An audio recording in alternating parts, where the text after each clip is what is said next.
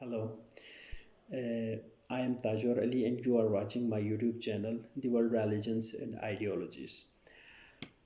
आज मैं आपके साथ एक ऐसे आइडियोलॉजी के बारे में बात करना चाहता हूँ जिसके बारे में बहुत सारी कुतुब लिखी गई हैं, जिसके बारे में बहुत से पेपर्स, बहुत ज़्यादा जिसके बारे में कहा और लिखा गया है।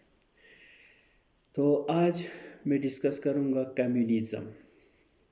कम्युनिज़म बुनियादी तौर पर एक माशी आइडियोलॉजी है, एक माशी नज़रिया है, एक माशी निज़ाम के बारे में एक नज़रिया है जिसके बारे में आज हम किसी से भी किसी भी शोबाहाय से ताल्लुक़ रखने वाले इंसान से अगर हम पूछें कि कम्युनिज़म किसे कहते हैं या कम्युनिज़म क्या है, तो मोस्टली हमें जो आंसर सुनने को मिलता है वो ये मिलता है कि communism means godless, communist means काफर, इस तरह के मानों में इस्तेमाल होता है।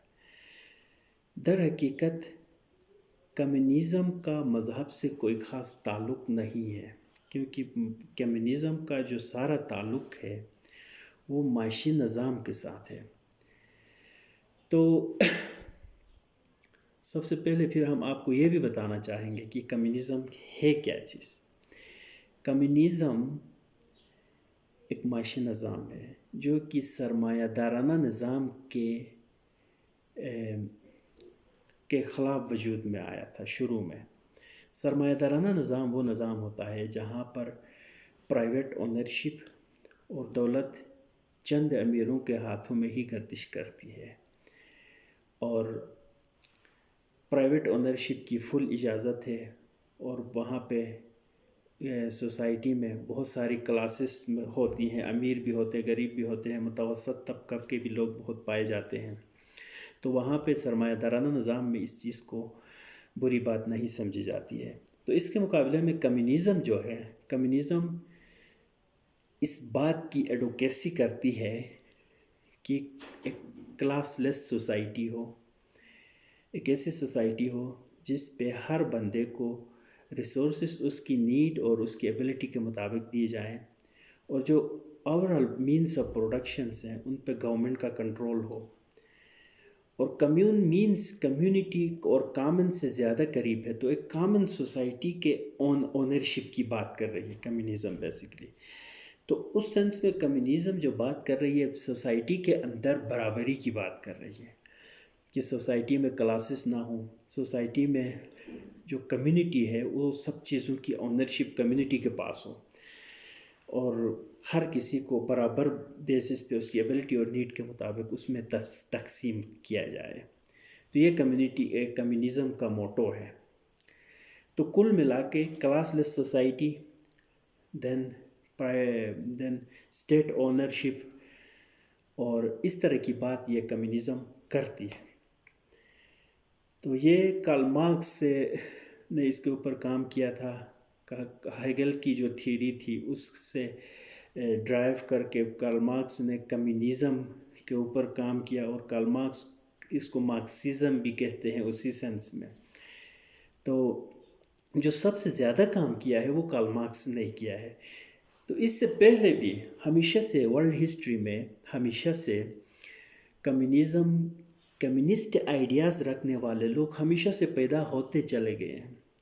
हमेशा से हिस्ट्री में ऐसे आइडियाज़ रखने वाले लोग बहुत सारे, जैसे इनकी राइटिंग्स में शाह वलीउल्लाह की राइटिंग में है और दूसरे तीसरे जो पुराने जो बहुत ज़्यादा काबिल जो मुफक्किरीन गुज़रे हैं पहले, उन सब के राइटिंग्स में ये कम्युनिस्ट उन्सुर पाया जाता है।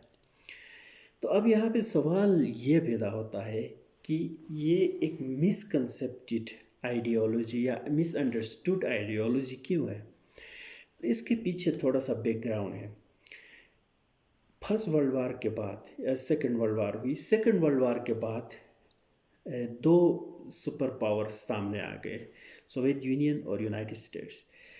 अब इन दोनों का आपस में ये कंपटीशन हो गया कि कौन सुपर पावर बनेगा, कौन दुनिया का जो है वो हेड बनेगा।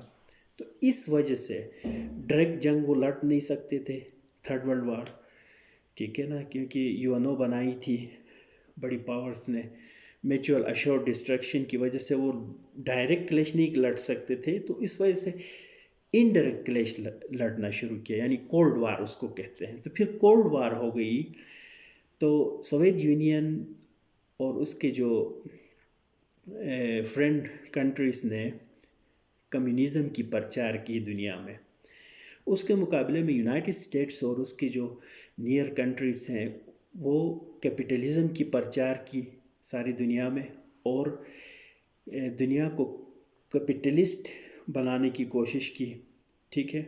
تو اس سلسلے میں جو یونائٹڈ اسٹیٹس اینڈ پارٹی کی جو پروپیگنڈا مشینری تھی، یا یونائٹڈ اسٹیٹس کی جو کوشش تھی کمیونزم کے خلاف، تو وہ بہت زیادہ سرگرم ہو گئی، جس کے نتیجے میں یونائٹڈ اسٹیٹس نے کی جو پروپیگنڈا مشینری تھی اس نے کمیونزم کو اور رشیا کو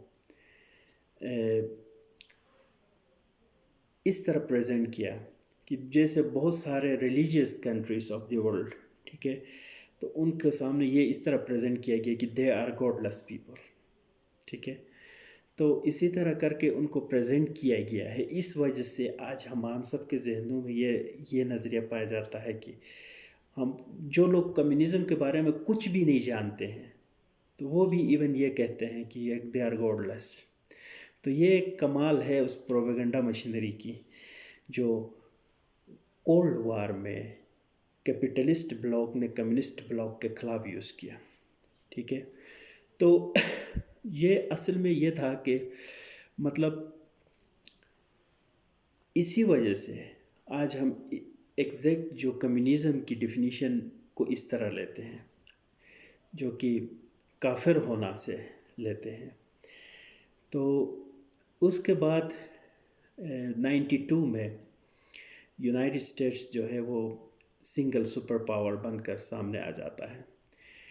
تو خیر یہ ہر اسٹیٹ کے ڈیفرنٹ طریقۂ واردات ہوتے ہیں، جب لڑتے ہیں تو اس میں یہ ہوتا ہے کہ پروپیگنڈا مشینری بھی یوز کی جاتی ہے دوسرے کنٹری کے خلاف۔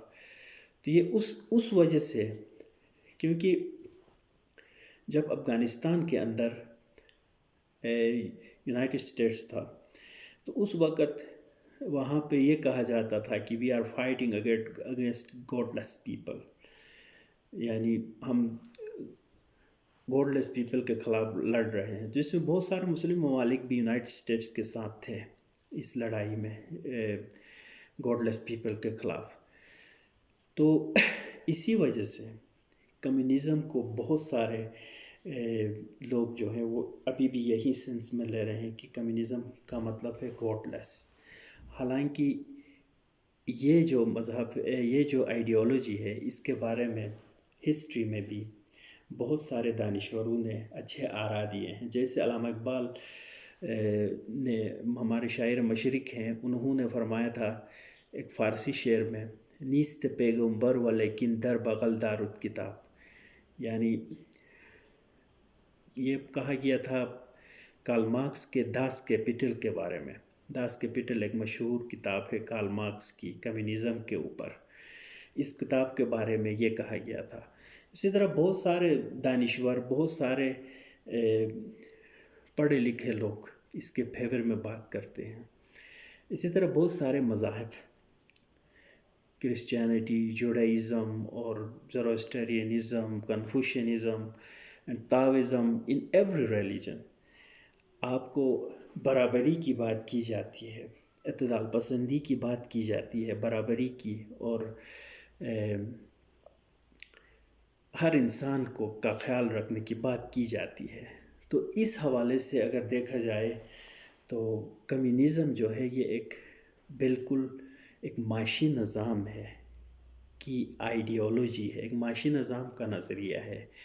یہ نہ تو کفر ہے، نہ تو ایتھیزم ہے، اور نہ ہی ایگنوسٹسزم ہے، یہ سمپل ایک معاشی نظام کا نظریہ ہے۔ تو اگلے لیکچر میں ہم لاتے ہیں ایک نئی مذہب یا نئی آئیڈیالوجی کے ساتھ آپ کی خدمت میں حاضر ہوں گے.